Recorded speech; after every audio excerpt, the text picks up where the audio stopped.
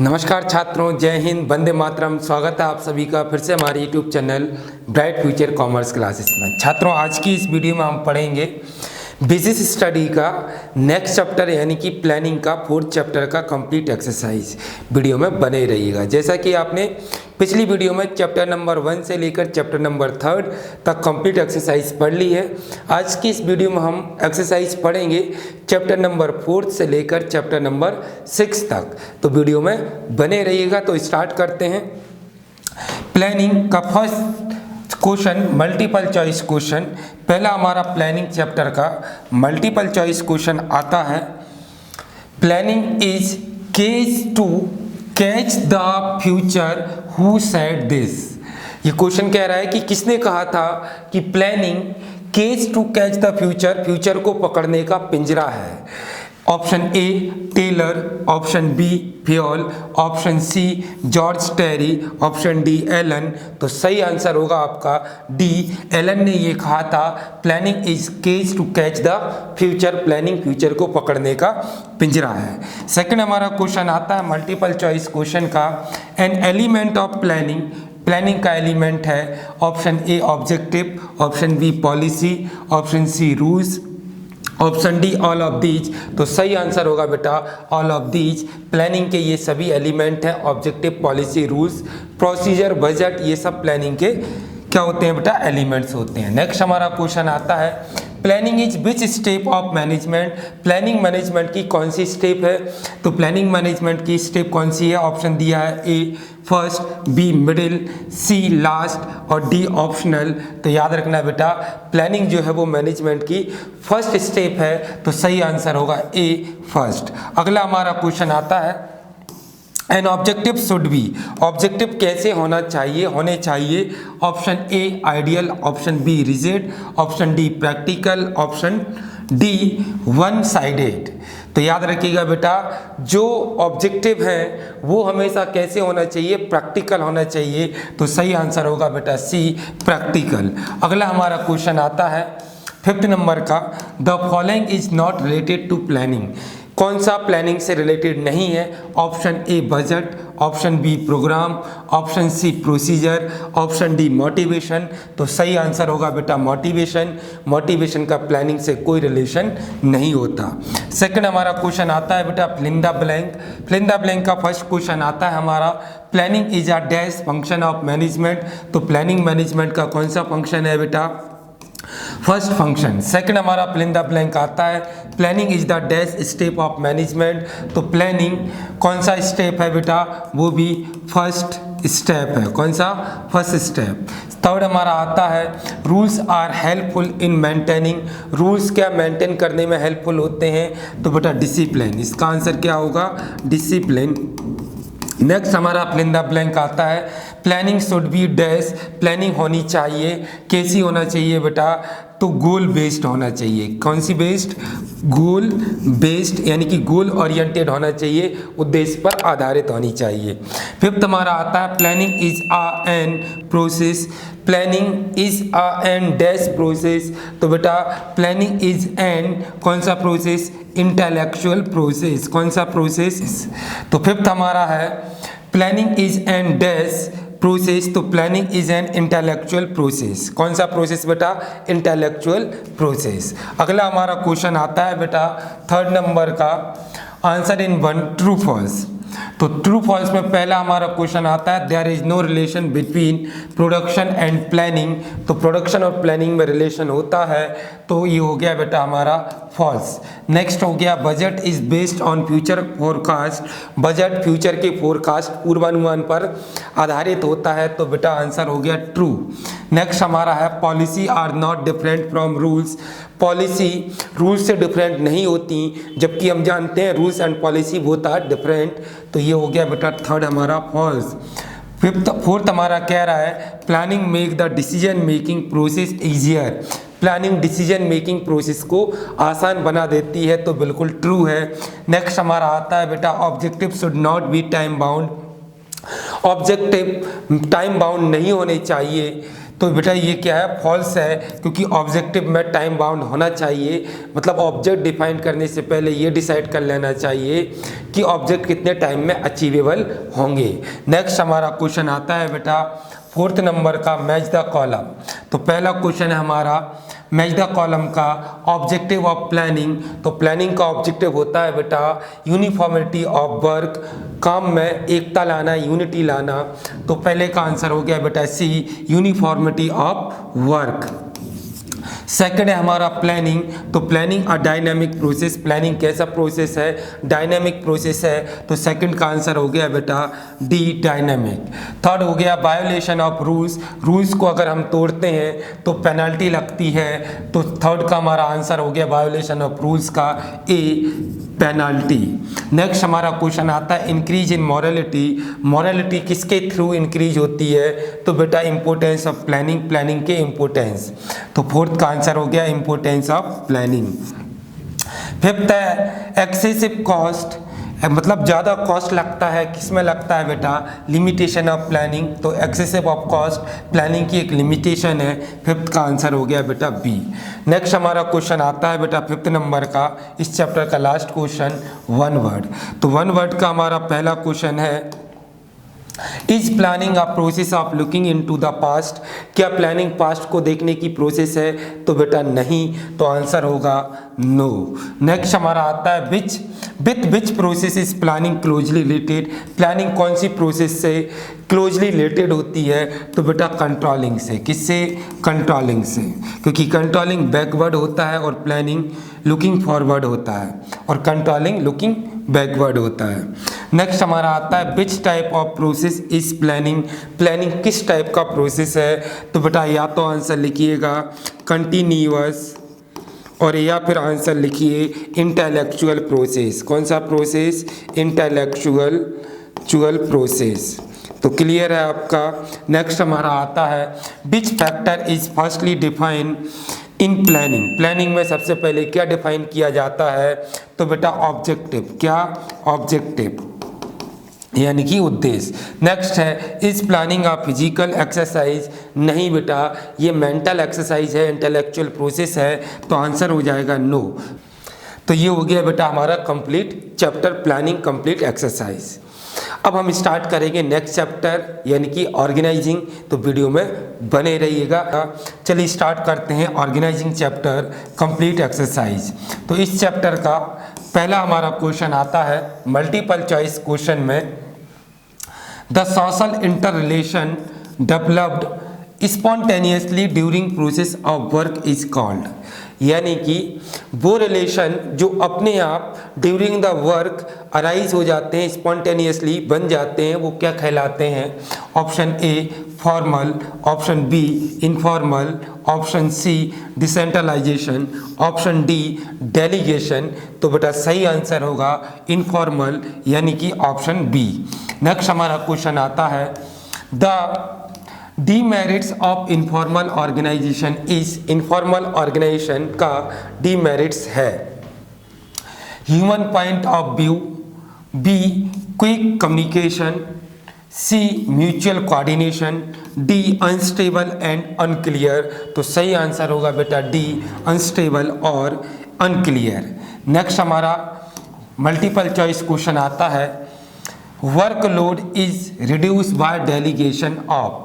Delegation करने से किसका वर्कलोड कम होता है। Option A share holder, option B supervisor, option C top executive, option D employees.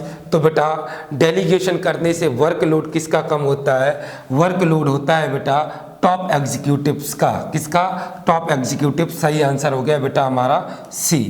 Next हमारा क्वेश्चन आता है main object of organisation is. Organisation का मेन ऑब्जेक्ट है option A performing work, option B creating group, option C assembling of employees, option D bringing economy in production. तो सही answer होगा बेटा D bringing economy in production.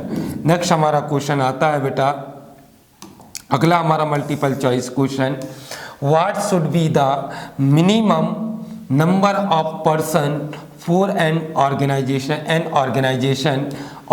में कम से कम कितने लोग होते हैं?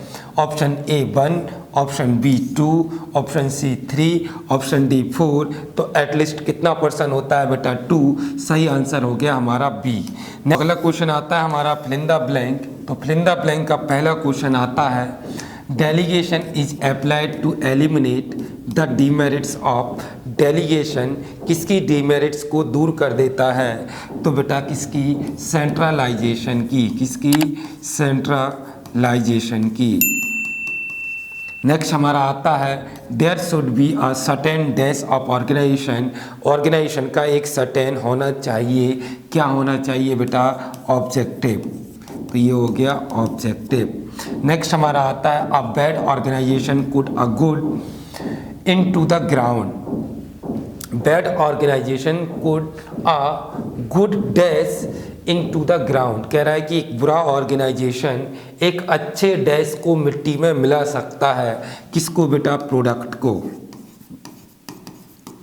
क्लियर है। नेक्स्ट हमारा आता है, delegation of authority is always be done towards the. Delegation of authority किस ओर होती हैं? तो हमेशा बेटा टॉप टू बॉटम होती हैं। तो इसका आंसर होगा बॉटम। नेक्स्ट हमारा क्वेश्चन आता है बेटा, in decentralization importance is laid on distribution of. Decentralization में किस चीज़ पर जोर दिया जाता है? तो बेटा डिसेंट्रलाइजेशन में जोर दिया जाता है ऑफ अथॉरिटी। किसमें? Distribution of authority. नेक्स्ट हमारा क्वेश्चन आता है बेटा थर्ड नंबर का, answer the following true false. तो पहला हमारा आता है, organisation is not the function of management. तो फॉल्स है, क्योंकि ऑर्गेनाइजिंग मैनेजमेंट का सेकंड फंक्शन होता है। Organisation is a group of natural person. तो बिल्कुल ट्रू है, क्योंकि मशीनों का ग्रुप ऑर्गेनाइजेशन नहीं होता। नेक्स्ट हमारा आता है, it is not necessary to have leadership in organisation. Organisation में लीडरशिप की ज़रूरत नहीं होती। तो बेटा ये भी फॉल्स है। नेक्स्ट हमारा आता है fourth, objective should not be time bound. तो ये भी बेटा क्या है? फॉल्स, क्योंकि ऑब्जेक्टिव टाइम बाउंड होने चाहिए। नेक्स्ट हमारा आता है fifth, organisation is essential only for business. Organisation केवल बिजनेस के लिए ज़रूरी है। तो बेटा ये भी क्या है? फॉल्स है, क्योंकि ऑर्गेनाइजेशन सभी जगहों पर अप्लाई होता है, चाहे वो बिजनेस इंस्टीट्यूशन हो या नॉन बिजनेस इंस्टीट्यूशन हो। नेक्स्ट हमारा आता है बेटा फोर्थ नंबर का, मैच द कॉलम। आता है कैरेक्टरिस्टिक्स ऑफ ऑर्गेनाइजेशन। और ऑर्गेनाइजेशन का कैरेक्टरिस्टिक्स है, तो ऑर्गेनाइजेशन का कैरेक्टरिस्टिक्स क्या है बेटा? डायनामिक। तो पहले का आंसर हो गया बेटा क्या? सी। नेक्स्ट हमारा आता है डुप्लीकेशन ऑफ वर्क। तो डुप्लीकेशन ऑफ वर्क किस में होता है बेटा? डिविजनल ऑर्गेनाइजेशन में। तो इसका आंसर हो गया बेटा D, divisional organisation. Third, organisation. Organisation क्या है बेटा? ग्रुप ऑफ पर्सन है। तो थर्ड का आंसर हो गया A, group of person. Fourth, decentralization. Decentralization में क्विक डिसीजन लेते हैं। तो फोर्थ का आंसर हो गया क्विक डिसीजन मेकिंग। नेक्स्ट हमारा आता है ह्यूमन बैकग्राउंड। ह्यूमन बैकग्राउंड बेटा किस में देखा जाता है? इनफॉर्मल ऑर्गेनाइजेशन में। तो फिफ्थ का आंसर हो गया बी। तो ये हो गई बेटा हमारी मैच द कॉलम। नेक्स्ट हमारा क्वेश्चन आता है फिफ्थ नंबर का, answer in one word. Answer in word one word का पहला क्वेश्चन आता है, in which organization rule are not in written form. कौन से ऑर्गेनाइजेशन में रिटन में रूल्स यानी कि नियम नहीं होते? तो वो ऑर्गेनाइजेशन है बेटा इनफॉर्मल ऑर्गेनाइजेशन। कौन सा ऑर्गेनाइजेशन? Informal organisation. नेक्स्ट हमारा आता है second, in which organisation the order command flow from top to bottom. कौन से ऑर्गेनाइजेशन में ऑर्डर टॉप टू बॉटम यानी कि ऊपर से नीचे आते हैं? तो बेटा कौन से ऑर्गेनाइजेशन में आते हैं? फॉर्मल ऑर्गेनाइजेशन में। कौन से? Formal organisation. नेक्स्ट हमारा आता है what is the primary objective of organisation. Organisation का प्राइमरी ऑब्जेक्टिव क्या होता है? तो प्राइमरी ऑब्जेक्टिव होता है बेटा saving of time and labour, यानी कि समय और श्रम की बचत करना। नेक्स्ट हमारा आता है in which organisation the relation and activity of person are clearly defined at each level. कौन से ऑर्गेनाइजेशन में सभी लोगों की ड्यूटीज और रिलेशन क्लियर डिफाइन होते हैं? तो बेटा कौन से ऑर्गेनाइजेशन में? फॉर्मल ऑर्गेनाइजेशन में। कौन सा ऑर्गेनाइजेशन? फॉर्मल ऑर्गेनाइजेशन में। नेक्स्ट हमारा आता है fifth, what is the foundation of the complete structure of organisation या बिजनेस। तो ये कह रहा है कि बिजनेस का या मैनेजमेंट का जो मेन स्ट्रक्चर होता है वो क्या होता है? तो वो होता है बेटा ऑर्गेनाइजेशन। क्या होता है? ऑर्गेनाइजेशन। तो क्लियर है बेटा, ये हो गया हमारा चैप्टर कंप्लीट ऑर्गेनाइजेशन। वीडियो पसंद आया तो लाइक कर लें, चैनल को सब्सक्राइब कर लें ताकि अगली वीडियो का नोटिफिकेशन आपके पास आ जाए। अब हम स्टार्ट करेंगे चैप्टर नंबर 6 स्टाफिंग। तो वीडियो में बने रहिएगा। चलिए स्टार्ट करते हैं अगला चैप्टर यानी कि स्टाफिंग कंप्लीट एक्सरसाइज। तो स्टाफिंग कंप्लीट एक्सरसाइज का पहला क्वेश्चन हमारा आता है बेटा मल्टीपल चॉइस क्वेश्चन में the source of motivation are. Motivation का सोर्स है option A monetary, option B non monetary, option C monetary and non monetary, option D none of these या नन ऑफ टू। तो याद रखिएगा बेटा motivation का source monetary भी होता है और नॉन मॉनेटरी भी होता है। तो सही आंसर होगा C monetary and non monetary both. Next हमारा क्वेश्चन आता है बेटा multiple choice question which among the following is an element of direction. इनमें से कौन सा डायरेक्टिंग का एलिमेंट्स है? तो option A supervision, option B leadership, option C motivation, option D all of these. तो बेटा याद रखना डायरेक्टिंग के 4 एलिमेंट्स होते हैं सुपरविजन, लीडरशिप, मोटिवेशन और कम्युनिकेटिंग, यानी कि आंसर होगा यहाँ पर D all of these. Next हमारा क्वेश्चन आता है बेटा 3rd नंबर का direction commence from. Direction start होता है ऑप्शन ए टॉप लेवल से, option B middle level, option C lower level, option D all the level. तो याद रखना बेटा डायरेक्टिंग स्टार्ट होती है टॉप लेवल, तो सही आंसर होगा ए। नेक्स्ट हमारा क्वेश्चन आता है बेटा मल्टीपल चॉइस क्वेश्चन का what is necessary for effective communication. Effective communication, अच्छे कम्युनिकेशन के लिए क्या जरूरी है? Option A continuity, option B timeline, option C response, option D all of these. तो एक अच्छे कम्युनिकेशन के लिए बेटा टाइमलाइन भी जरूरी है, कंटिन्यूटी भी जरूरी है और रिस्पॉन्स भी जरूरी है। तो सही आंसर होगा D all of these. Next हमारा क्वेश्चन आता है बेटा what is affected by motivation. Motivation से क्या चीज़ प्रभावित होती है, अफेक्टेड होती है? तो ऑप्शन ए आई आँखें, ऑप्शन बी नोज यानी कि नाक, ऑप्शन सी ईयर कान, ऑप्शन डी माइंड। तो मोटिवेशन से बेटा क्या अफेक्टेड होता है? माइंड अफेक्टेड होता है। तो सही आंसर हो गया डी। नेक्स्ट हमारा क्वेश्चन आता है बेटा फिल इन द ब्लैंक। तो पहला हमारा क्वेश्चन आता है dash explain what has to be done और not be done in specific circumstance. किसी विशेष सर्कमटेंस में कौन हमें ये बताता है कि क्या करना है और क्या नहीं करना है? तो बेटा वो हमें कौन बताता है? सुपरवाइजर। कौन बताता है? सुपरवाइजर। नेक्स्ट हमारा आता है fill in the blank the chief of group of workers is called as dash. Workers के ग्रुप का जो चीफ होता है, मेन व्यक्ति होता है, वो क्या कहलाता है? तो वो कहलाता है बेटा लीडर। कौन कहलाता है? लीडर। नेक्स्ट हमारा क्वेश्चन आता है there are dash elements of direction. Direction का एलिमेंट्स है कितना बेटा? 4 है। नेक्स्ट हमारा आता है oral communication is made by. Oral communication होता है किसके थ्रू होता है बेटा? कन्वर्सेशन के थ्रू। किसके थ्रू? कन्वर्सेशन के थ्रू। नेक्स्ट हमारा क्वेश्चन आता है deduction in salary is a type of dash motivation. Workers की सैलरी काट लेना किस टाइप का मोटिवेशन है? तो याद रखना है बेटा ये नेगेटिव मोटिवेशन है। कौन सा? नेगेटिव। तो ये हो गया बेटा हमारा complete fill in the blank. Next हमारा क्वेश्चन आता है बेटा ट्रू फॉल्स। ट्रू फॉल्स का हमारा पहला क्वेश्चन आता है direction is a continuously ongoing process. Directing हमेशा चलने वाली प्रोसेस है। तो बिल्कुल सही है, ट्रू है।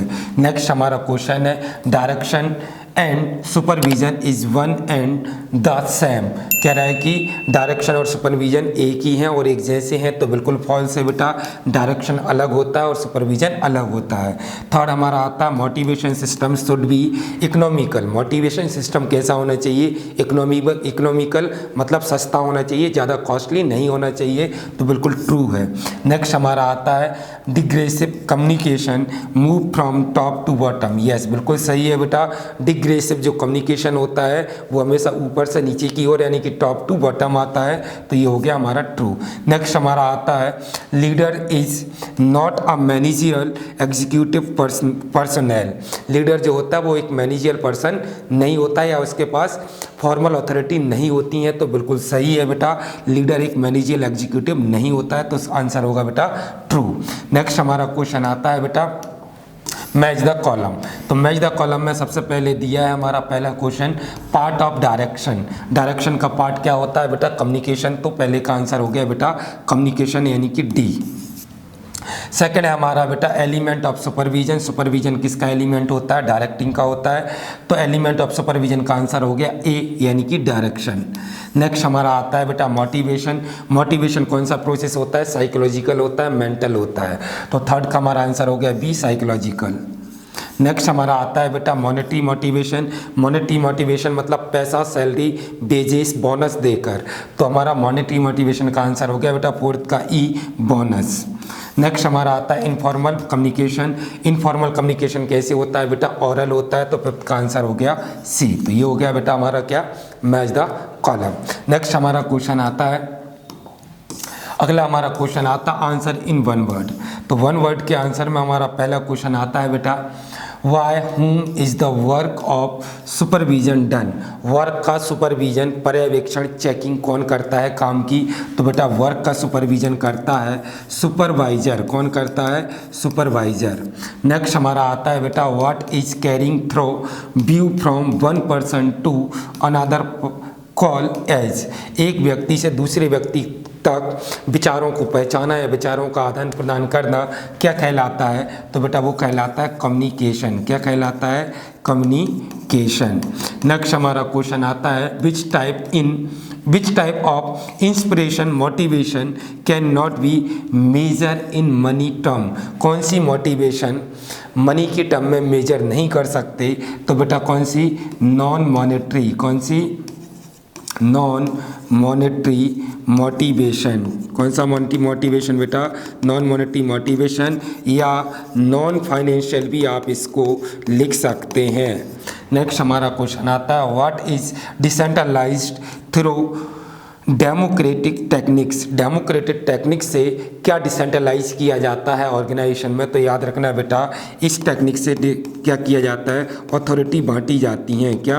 अथॉरिटी। नेक्स्ट हमारा क्वेश्चन आता है what is guiding the subordinates and supervisor of management function is called. जो व्यक्ति सबऑर्डिनेट्स और सुपरविजन मैनेजमेंट को क्या करता है? डायरेक्टिंग करता है, मतलब उनको गाइड करता है, वो क्या कहलाती है?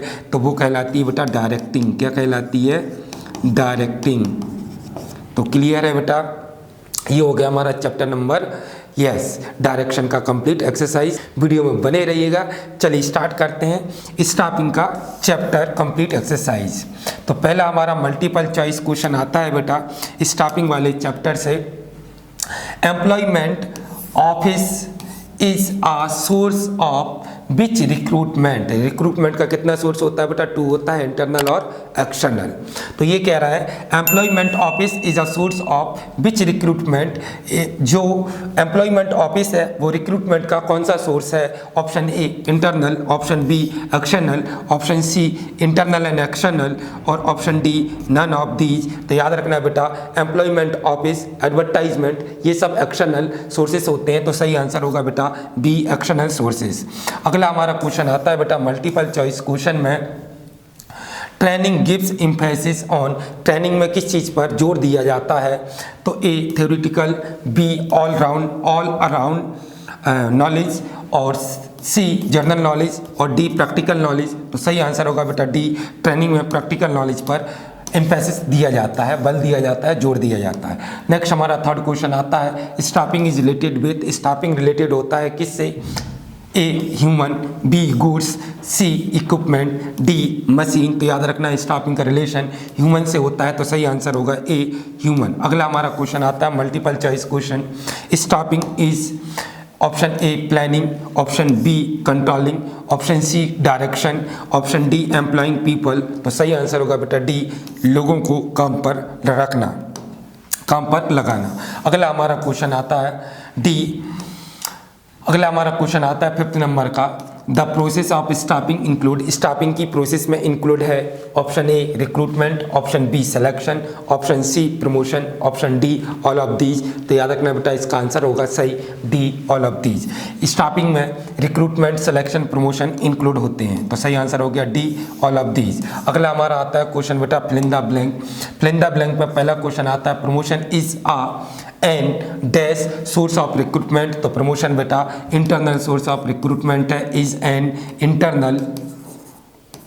Internal source of recruitment. Next हमारा आता है selection is a tool not, selection tool है, नॉट डैश क्या नहीं है? तो याद रखना है बेटा मीन्स, क्या है? टूल्स है, नॉट मीन्स। नेक्स्ट हमारा क्वेश्चन आता है job rotation is most popular in, job rotation is most popular in dash, job rotation कहाँ पर सबसे ज़्यादा पॉपुलर होती है? तो बैंक में बेटा, कहाँ पर? बैंकिंग इंस्टीट्यूशन में, बैंक्स। नेक्स्ट हमारा आता है 4th external source means to recruitment from dash. External source का मतलब क्या होता है? कहाँ से रिक्रूट करना? तो बेटा आंसर होगा आउटसाइड, क्या होगा? आउटसाइड। नेक्स्ट हमारा 5th आता है the recruitment done from academic institution is called, academic institution से रिक्रूटमेंट करना क्या कहलाता है? तो वो कहलाता है बेटा कैंपस रिक्रूटमेंट। कौन सा रिक्रूटमेंट? यस, कौन सा रिक्रूटमेंट बेटा? Campus recruitment, recruitment. क्लियर है? तो ये हो गया बेटा फिल इन द ब्लैंक। अगला हमारा क्वेश्चन आता है बेटा answer following in true false. True false का पहला क्वेश्चन आता है recruitment is a positive activity. तो बिल्कुल सही है, रिक्रूटमेंट एक पॉजिटिव एक्टिविटी होता है, तो आंसर हो गया true. Second selection is a positive activity. तो बेटा फॉल्स है, सिलेक्शन नेगेटिव एक्टिविटी होता है, तो सेकंड हो गया फॉल्स। थर्ड है campus recruitment is an internal source of recruitment. तो बिल्कुल गलत है बेटा, कैंपस रिक्रूटमेंट एक्सटर्नल सोर्स होता है, तो ये फॉल्स है। नेक्स्ट हमारा आता है there is no difference between training and development. तो ट्रेनिंग और डेवलपमेंट दोनों में ही डिफरेंस होता है, क्योंकि ट्रेनिंग साइकोलॉजिकल प्रोसेस होता है, सॉरी ट्रेनिंग प्रैक्टिकल होता है और डेवलपमेंट साइकोलॉजिकल होता है, तो ये हो गया बेटा हमारा फॉल्स। नेक्स्ट हमारा आता है advertisement is an external source of recruitment. तो बिल्कुल सही है, एडवर्टाइजमेंट एक्सटर्नल सोर्स है रिक्रूटमेंट का। नेक्स्ट हमारा क्वेश्चन आता है बेटा 4th नंबर का match the column. Match the column में ए में हमारा ऑप्शन में दिया है प्रमोशन। तो प्रमोशन बेटा क्या है? एक इंटरनल सोर्स है, तो पहले का आंसर हो गया बेटा ई इंटरनल सोर्स। दूसरा है search of employ source. Employ source कहाँ ढूंढे जाते हैं? रिक्रूटमेंट में ढूंढे जाते हैं, तो दूसरे का आंसर हो गया बेटा ए रिक्रूटमेंट। इसके बाद आता है सिलेक्शन प्रोसेस। तो सिलेक्शन प्रोसेस बेटा रेफरेंस वेरिफिकेशन होता है सिलेक्शन में सबसे पहले, तो थर्ड का आंसर हो गया बेटा सी रेफरेंस वेरिफिकेशन। इसके बाद 4th आता है all round knowledge. Overall knowledge बेटा कहाँ दिया जाता है? एजुकेशन में दिया जाता है, तो ऑल अराउंड नॉलेज का जो आंसर है वो हो गया बेटा एजुकेशन, यानी कि बी 4th का। 5th आता है स्टीपेंड। स्टीपेंड कहाँ दिया जाता है बेटा? ट्रेनी को दिया जाता है। किसको दिया जाता है? ट्रेनी को, जो ट्रेनिंग ले रहा है। 5th का आंसर हो गया हमारा ट्रेनिंग, डी। क्लियर है? नेक्स्ट हमारा लास्ट क्वेश्चन आता है बेटा वन वर्ड। तो वन वर्ड का हमारा पहला क्वेश्चन आता है which is the modern medium of recruitment. जो रिक्रूटमेंट का जो मॉडर्न सोर्स है वो क्या है? तो वो होता है बेटा कैंपस रिक्रूटमेंट। कौन सा? Campus recruitment, campus recruitment. Next हमारा आता है बेटा where is job training provided, job training कहाँ दी जाती है? तो बेटा याद रखना, जॉब ट्रेनिंग दी जाती है एट वर्क प्लेस पर, जहाँ पर काम चल रहा हो। नेक्स्ट हमारा आता है what is recruitment from inside the educational institution knowledge as. अगर हम एजुकेशनल इंस्टीट्यूशन के अंदर से रिक्रूटमेंट करते हैं तो ये क्या कहलाता है? तो ये कहलाता है बेटा कैंपस रिक्रूटमेंट। क्या कहलाता है? Campus recruitment. नेक्स्ट हमारा आता है बेटा question what is the last stage of selection. Selection का लास्ट स्टेज क्या होता है? तो अपॉइंटमेंट ऑन जॉब, जॉब पर क्या करना है बेटा? एम्प्लॉय को अपॉइंट करना, अपॉइंटमेंट ऑफ ऑन जॉब, काम पर अपॉइंट करना। नेक्स्ट हमारा आता है training leads to increase in what? Morale workload. ट्रेनिंग किस चीज़ को बढ़ाता है? मॉरल इफिशिएंसी को या फिर वर्कलोड को? तो बेटा ये मॉरलिटी बढ़ाता है। क्या बढ़ाता है? मॉरल या इफिशिएंसी को बढ़ाता है। तो ये हो गया बेटा हमारा कंप्लीट एक्सरसाइज। वीडियो पसंद आया तो लाइक कर लें, चैनल को सब्सक्राइब कर लें ताकि अगली वीडियो का नोटिफिकेशन आपके पास आ जाए। जय हिंद, जय भारत।